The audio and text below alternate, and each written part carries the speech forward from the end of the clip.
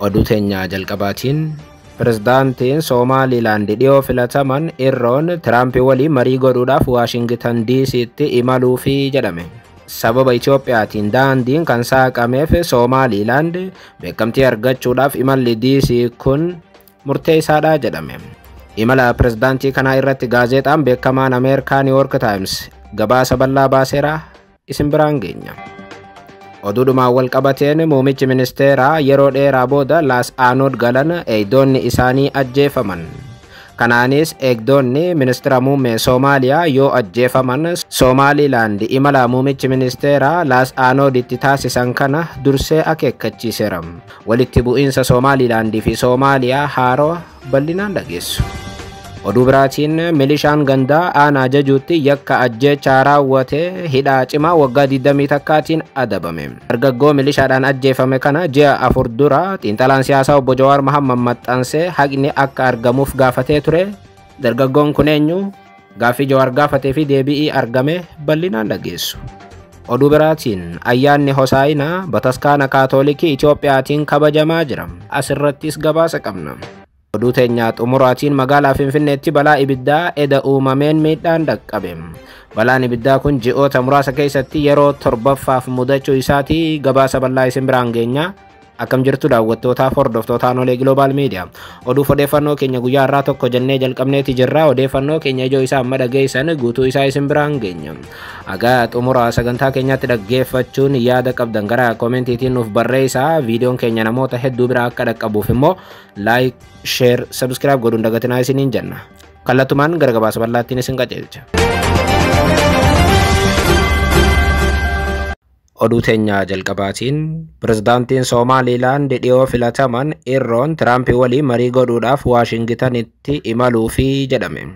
Sababa Itoophiyaatiin daandiin kan saaqameef Somaaliilaand beekamtii argachuudhaaf imalli DC kun murteessaadha jedhame. Gaazexaan beekamaan Ameerikaa New York Times imala Abdurrahmaan Irroo ilaalchisuun gabaasa bal'aa baaseera. Naannoo baha Afrikaa tokkoof carraa addaa mata duree jedhuun gabaasa bal'aa baaseen gaazexaa New York Times imala pirezidaantii kanaa haala amma Somaaliilaandii fi Ameerikaan keessa jiran irratti waa hedduu kaaseera. Ameerikaan Chaayinaa mufachiisuudhaaf Somaaliilaandiif beekamtii kennuuf sochii akka eegalte kan kaase gaazexaa New York Times Somaaliilaand waggoota hedduuf miseensota Koongiresii Ameerikaatii fi garee Think Tank waliin hariiroo cimaa akka qabdus ni eera. Amma Tiraamp irraa beekamtii argachuuf qarqara irra gahuus kaaseera. Uummata miliyoona 5 gahu kan qabdu Somaaliilaand lafa galaanaatiin badhaateetti jedha gabaasichi. Somaaliilaand maallaqa paaspoortiif nageenya ishee ofiin akka to'attu kan yaadachiise New York Times filannoo walabaatis ofumaaf gaggeessitii jedha gabaasichi. Filannoon isii biyyoota kamuu caalaa Keeniyaarraa kan hafe filannoo dimokiraatawaa akka ta'e kaasa New York Times. Amma garuu fedhiin Somaaliilaand guddaan pirezidaantii Tiraamp waliin waliigaltee godhuu fi Ameerikaan buufata waraanaa fi buufata doonii biyya isaanii irraa fudhachuun Ameerikaanis ammoo faallaa kanaa biyyattiidhaaf beekamtii akka kennitu hawwii Somaaliilaand akka taates yaadachiisa New York Times. Beekamtiin kun yoo milkaa'e Somaaliilaand seera qabeessa taate maallaqa alaa deeggarsa argachuun walitti dhufeenya dippiloomaasiitii fi nageenya akka cimsitu kan ere gabaasni New York Times. Garuu ogeeyyiin garagaraa dhimma kanarratti sodaa akka qabanis ni eera. Kana qofa osoo hin taane biyyoonni akka Egypt, Turkii fi Gamtaan Afrikaatis wanti kun seenaa addaa ta'uu danda'a yookaan uuma jedhanii dhimma beekamtii Somaaliilaand ni sodaatanii jedha New York. Yeroo ammaatti Ameerikaan imbaasii ishee magaalaa Moqaadishoo keessa jiru cufuudhaaf yaada akka jirtu kan kaasu New York Times. Kunis sodaa nageenyaa irraa kan ka'eedhaanii jedhama. Kana qofa otoo hin taane waraana alaa Chaayinaa wajjin taasifamaa jiruufis Ameerikaan buufata haarawaa argachuun keessumaa Afriikaarraa argachuun ammatti akka barbaachisu gabaasni New York Times ni eera. Pirezidaantiin Somaaliilaand Abdurrahmaan Mohammad Abdullahaa Irroo dhimma kanarratti yaada New York Timesiif kennaniin pirezidaantii Tiraamp waliin waan biyyoota lamaan fayyadu irratti hojjechuun ammatti barbaachisaa akka ta'e eeran. Keessumaa dhimma daldalaa irratti isa faana hojjechuun ammatti Somaaliilaand ni fayyadaas jedhan. Pirezidaantiin haaroonni Somaaliilaand kanaafis ammoo pirezidaantii Tiraamp waliin mari'achuudhaaf gara Waashingtan DC'tti deemuuf akka jiru New York Timesitti himeera. Waliigalteen ammatti Ameerikaa faana qabaachuudhaaf ta'an inni jalqabaa Ameerikaan buufata waraanaa dheerina kiiloomeetira 500 ta'u achirraa yookaan Somaaliilaand irraa argachuu akka ta'e gabaasni New York Times ni eeram. Kana jechuun Ameerikaan buufata qilleensaatiif galaana Somaliland irratti to'annoo ishee ni gooti jedha gabaasichi. Gama biraatiin gareewwan shororkeessitoota to'achuudhaaf bakki yookaan buufanni galaanaa Somaliland Ameerikaadhaaf barbaachisaa ta'uu eera gabaasichi. Ammatti Somaliland Chaayinaa moggaatti gattee Ameerikaa jabeeffatteetti jedha gabaasichi. Dhimma kanarratti yaada kan laatan pirezidaantiin Somaliland amma Muhammad Abdullah Irroo Somaliland yeroo hunda Ameerikaaf Taayiwaan filatteetti jedhan. Akkuma yaadatamu Somaliland fi Itoophiyaan bara 2024 seensa irratti waliigaltee mallatteessanii turan. Waliigalteen sunis Itoophiyaan beekamtii Somalilandiif kennuuf yaaddee turte, ofiif immoo ulaa galaanaa argachuuf yaaddee turte Finfinneen. Haa ta'u malee mormii Soomaaliyaa irraa mudate hordofee waliigalteen Finfinnee fi Hargeysa adda cituunis ni yaadatama. Somaliland erga Itoophiyaa waliigaltee booda biyyoonni hedduun Israa'el dabalatee beekamtii kennuufiidhaaf fedhii akka qaban deddeebiin ibsaa turaniiru. Itoophiyaan daandii saaquu fi hordofee amma Doonaald Tiraamp pirezidaantii haaroo Somaliland Waashingitanitti affeeraniiru.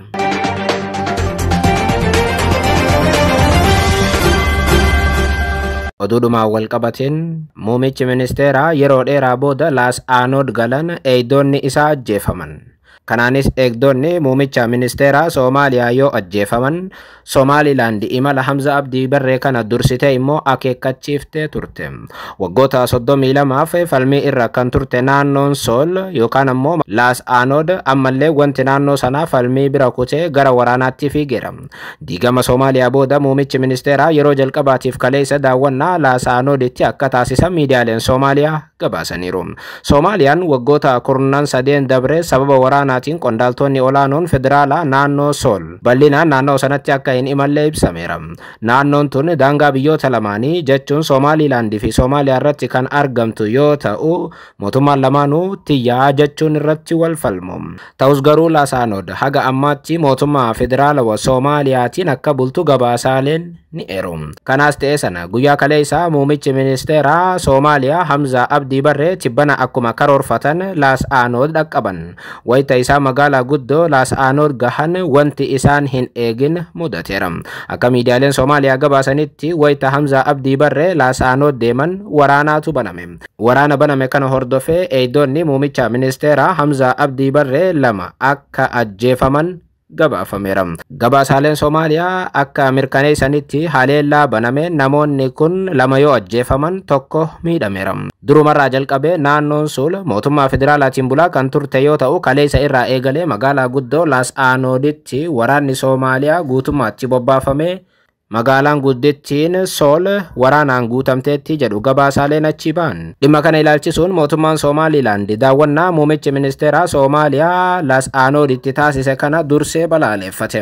Ministeerri dhimma alaatii fi tumsaa idil addunyaa Rippaabilika Somaliland daawwannaa muummichi ministeeraa Soomaaliyaa Laas Aanooditti kaleessa taasise kana Ebla 11 2025 dursee ibsa baaseen daawwannaan akkasii balaa kan qabu ta'uu kaasuun mormeera. Gochi ifatti abbaa biyyummaa Somaliland sarbuu kun nagaa fi tasgabbii naannoo keessumaa Soomaaliyaa fi Somaliland balaaf saaxilaa jette Somaliland. Daawwannaan yeroo malee taasifamu akkana nagaaf tasgabbii naannichatti dagaagsuudhaaf taasifamaa jiru kan miidhuudha kan jette Hargeysan mootummaan Somaliland kana akka waraana fiduutti kan ilaalu yoo ta'u wal dhibdee fi tasgabbii dhabuu imala kanaan dhufuu danda'u kamiifuu mootummaan Soomaaliyaa itti gaafatamummaa guutuu akka fudhatu cimsitee hubachiifteetti Hargeysan. Inta dunida oo dhan way la socotaa.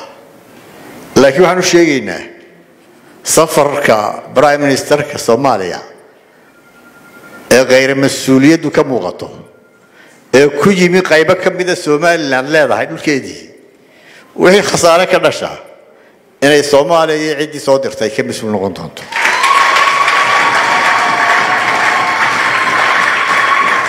Hargeysan waraanni Laas Aanooditti yoo dhalate ani keessa hin jiru jechuun mootummaa Soomaaliyaa akeekkachiifte.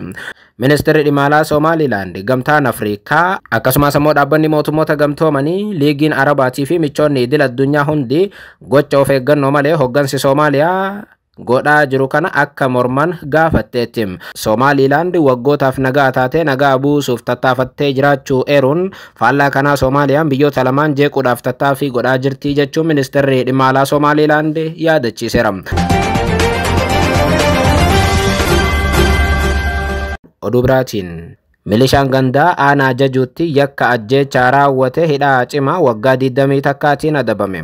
Dargaggoo milishaadhaan ajjeefame kana ji'a 4 dura Jawaar Mohammad Facebook isaa gubbaatti maxxansee hayni akka argamuuf gaafatee ture. Haaluma kanaan godina Arsii aanaa jajuu ganda alaagaa dureetti iddoo addaa gabayaa Haaroo jedhamutti milishaan gandaa maqaan isaa Muhammad Amin Kadir jedhamu sababa maaliif waltajjii hin baane jedhuun miidhamaa dhuunfaa du'an obbo Hassan Nuuruu jedhamu mana rifeensaa sirreessan keessatti nama obbo Gannaa Abdurroo jedhamuuf immoo rifeensa osoo sirreessaa jiru itti dhukaasee milishaan kun dargaggoo rifeensa ciru kana ajjeeseera jedha waajjirri communicationii aanaa jajuu. Dhimma kana waajjirri poolisiitii fi waajjirri abbaa alangaa aanaa jajuu qoratee abbaa alangaa godina Arsiitiif erga dhiyeessee booda abbaan alangaa godina Arsii seera yakkaa Rippaabilika Dimokiraatawaa Federaalawaa Itoophiyaa keewwata 539 muraa 1A jalatti himannaa 2 himatamaa irratti dhiyeesseera. Mana murtii olaanaa godina Arsiittis dhaddacha gaafa guyyaa 18 ji'a 7 2017 ooleen keewwatuma ofirraa ittisi ittiin jedhame keewwata 539 muraa 1A jalatti himannaa lamaanuu jalatti murtii balleessummaa kennuudhaan yaada adabbii bitaaf mirgaa erga ilaalee booda himatamaa fi fakkaattota isaanii barsiisa jedhee kan amaanu hidhaa cimaa waggaa 21 itti murteesseera. Dargaggoo Hassan Nuuruu haala suukanneessaadhaan ajjeefamu Jawaar Mohammad ammajjii 14 maxxansee ture. Guyyaa Jawaar mucaan kun ajjeefameera jedhu hedduun namoota sobaa jechuun Jawaar falmaa akka turan eejeemmi taajjabeera.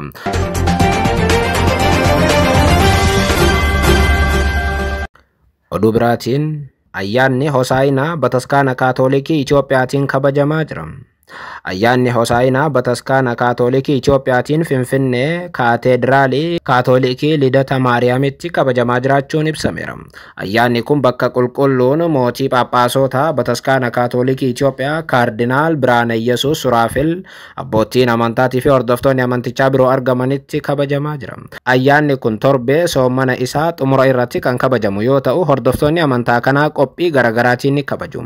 Ayyaanichi kadhannaa, faarfannaa, galata galchuu fi sirnoota amantaa garaagaraatiin kabajamaa jiraachuu miidiyaa mana amantittii EOTC'n gabaaseera.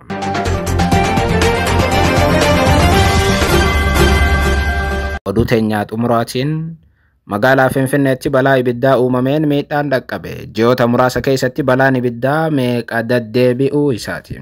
Haaluma kana magaalaa Finfinneetti halkan walakkaa eda balaa ibiddaa naannoo Aqaaqii Qaallitti itti dhaqqabeen qabeenyi hedduu miidhamuu gabaasaaleen mul'isan.